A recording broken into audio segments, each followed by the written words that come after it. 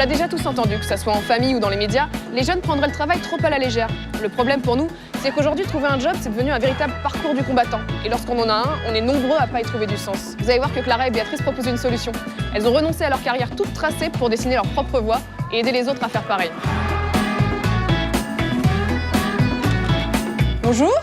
Toi, tu es Clara. Clara. Moi, c'est Béa. Ok. Vous pouvez m'expliquer un petit peu ce que c'est cette Switch House?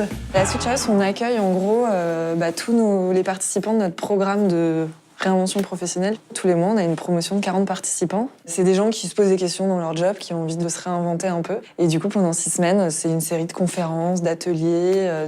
Il se passe énormément de choses. Tout pour qu'ils arrivent à inventer un parcours qui leur correspond.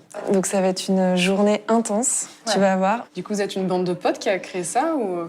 C'est parti de nos histoires personnelles à toutes les deux. À l'époque, j'avais rejoint le secteur public en me disant que ce serait une manière de dédier mon temps à l'intérêt général. Moi, j'ai été plutôt dans le conseil, grand groupe. J'avais quand même commencé dans la voie classique.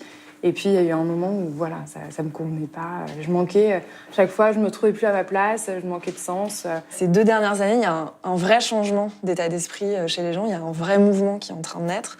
On était tombé sur ce chiffre qui nous avait vachement frappé.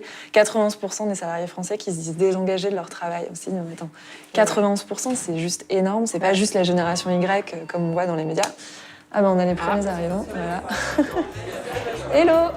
Il y a un vrai mouvement qui est en train de naître. On a un système qui est un peu à bout de souffle. En plus, avec l'accélération technologique, les métiers, si tu veux, apparaissent, disparaissent en permanence. Donc on va tous être amenés à devoir switcher, donc apprendre en permanence à faire des nouvelles choses. Si les jeunes Français sont peu nombreux à travailler, rares sont ceux qui en font le choix. Le problème de base, c'est la précarité. Près d'un jeune sur 4 est au chômage. Et seuls 62% des diplômés d'un bac+5 trouvent un emploi dans l'année après la fin de leurs études. Chez les non-diplômés, c'est pire. 4 ans après avoir quitté les bancs de l'école, ils ne sont que la moitié à avoir trouvé un job. On peut dire que la génération Y est avant tout celle de la galère. Du coup, vous dessinez une galère, là. Là, il dessine tout ce que je dis. C'est trop cool. Diplodocus. Un diplodocus, fan de Michel Sardou. Reste concentré, s'il te plaît. Un berger allemand. Allez, on y Et va. son berger allemand. Manu, tu descends. Non mais pourquoi faire, Pascal? Tu perds encore le fil. Ouais, merci. Allez, on reprend sans partir en cacahuète. Il a fait une cacahuète. Ok, j'y vais. Déboussolés, les jeunes ne sont pas une génération de flemmards pour autant. Ils veulent simplement travailler différemment. 43% des 16-19 ans déclarent vouloir bosser comme indépendants. Et 22% des moins de 30 ans cumulent au moins 2 jobs. On les appelle les slasheurs, à cause de cette touche-là, sur le clavier. Ce qui fait rêver cette nouvelle génération, c'est d'abord de trouver sa place. Hello, installez-vous, prenez un dernier café, on y va. On passe à notre traditionnelle session de pitch sur Switch avec 3 nouveaux pitchers ce matin. Et on va démarrer donc avec Jean. Bonjour à tous, merci beaucoup d'être là et de m'écouter. Je vais vous raconter comment je suis passé de auditeur financier chez Ernst & Young, en sachant que ça ne me plaisait pas, à monter sa boîte dans la formation, à la communication. Et notre motto, c'est replacer l'humain au cœur de l'entreprise. Ça a commencé un matin, je me suis réveillé avec une idée, un fantasme de plus, et c'était encore une mauvaise idée, ou en tout cas c'était pas une bonne idée pour moi. Mais ça, je la gardais au fond de moi. Et donc c'est pas une idée que je pouvais exploiter en fait. J'ai commencé à vraiment switcher quand j'ai commencé à essayer mes idées. Et à les faire, vraiment. Merci Jean. Là, tu penses que tu as vraiment trouvé le concept qui te plaît ou tu penses encore re-switcher dans quelques années Je me sens mieux déjà au quotidien, je me sens mieux dans la vision. Je me dis que je suis passé un peu d'une phase de transition à une phase de construction, si on peut résumer comme ça. Toi, tu penses que ce serait quoi les solutions pour qu'on puisse savoir plus tôt ce qu'on veut faire dans la vie au fond de soi? Sortir les clichés de la voie royale, c'est pas la voie technique, c'est la voie générale. Non, on est tous faits pour certaines choses, on a des appétences naturelles, on est plus ou moins bon dans certains domaines. Et toi, par exemple, t'as toujours fait des vidéos, enfin... En fait, avant, j'étais gardien de la paix. C'est vrai? Donc j'ai fait un petit switch aussi assez radical. Et un jour, en fait, j'avais envie de me changer les esprits. Et j'ai commencé à faire des vidéos sur Internet, je les ai postées, j'ai les mises en public. Et rapidement, ça a pris. Bon, moi, j'y ai cru. Je me suis dit, pourquoi pas si je le tente pas... Tu as cru? Voilà, si je le tente pas, t'as que quoi. des regrets après. T'es trop vénère. Donc là, ils sont tous en train de bosser sur leur projet. Donc on va essayer de leur poser des petites questions. J'en vois un là-bas qui a essayé d'esquiver, de se mettre tranquille. Je vais le déranger du coup. Salut. Ça va? Qu'est-ce que tu es en train de faire? Je suis en train de définir mon quoi. Alors, c'est un exercice de switch collectif qui consiste à définir les raisons pour lesquelles tu peux être épanoui dans la vie. Tu bosses quoi, comme un étudiant. C'est ça. Et puis, Tu fais une sorte de bilan de ta vie. Ouais, en fait, tu mets par écrit tout ça, donc je pense qu'après, tu peux le relire pour reprendre conscience de ce à quoi tu avais réfléchi et ça t'amène une réflexion sur le long terme, quoi. Comment t'as compris un jour que ça allait plus, qu'il fallait que tu changes Enfin, moi, je travaille dans des gros groupes, sur des postes où on est plusieurs centaines dans l'équipe, sur le même projet. Et petit à petit, je voyais moins la valeur ajoutée que j'avais dans mon travail. Et donc, j'étais un petit peu perdu et je voulais redonner du sens à ma vie professionnelle. J'ai repéré d'autres personnes. Bonjour. D'être tous ensemble comme ça vous aide, ça vous booste, ça vous motive. Il y a le regard justement de l'autre, des autres.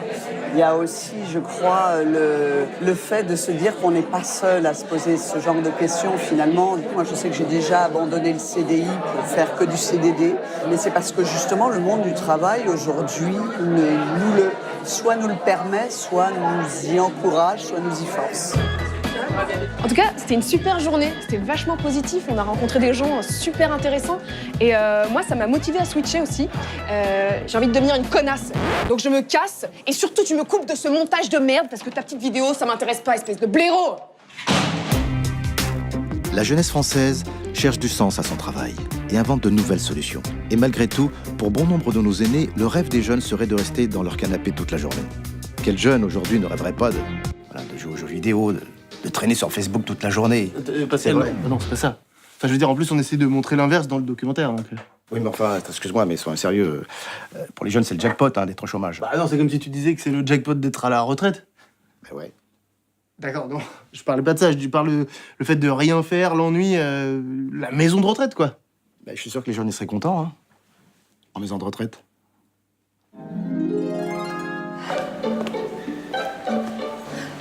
Ah oui, c'est là. Bonjour, mon tout petit doux. Ah, il te traite bien ici, hein, dis-moi. Tranquille, ok.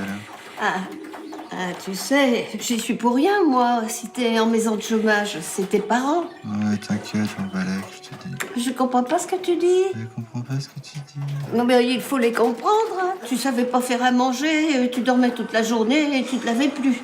Tu devenais un poids pour eux. Ouais, ça va, lâche-moi. C'est bien ici. T'es bien.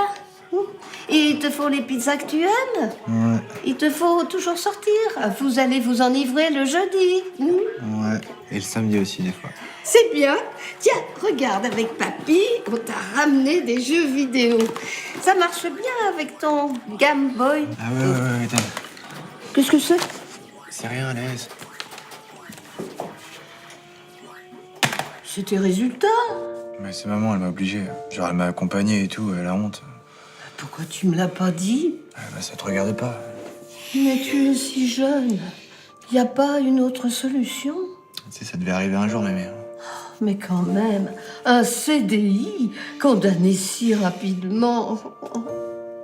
Ouais, là, y a plus beaucoup d'espoir. Oh, mon tout petit tout, viens là. Oh, je suis désolée. J'imaginais pas que tu puisses réussir un entretien. Ah ouais, moi non plus, je pensais pas. Tu te rends compte que tu vas travailler avec les mêmes personnes, au même endroit, 35 heures par semaine. Et si ça se trouve, même bientôt 37. Comment ça t'a fait, toi? Oh, c'était une autre époque. Allez, pense à la retraite et tout ira bien. Si j'en ai pas. Non, mais c'est vrai. Pascal, là? Pascal, t'es avec nous? Ah pardon, oui, je suis avec toi, oui. Ok. On y retourne? C'est ce que je comptais faire. Parfait, merci. Je t'en prie.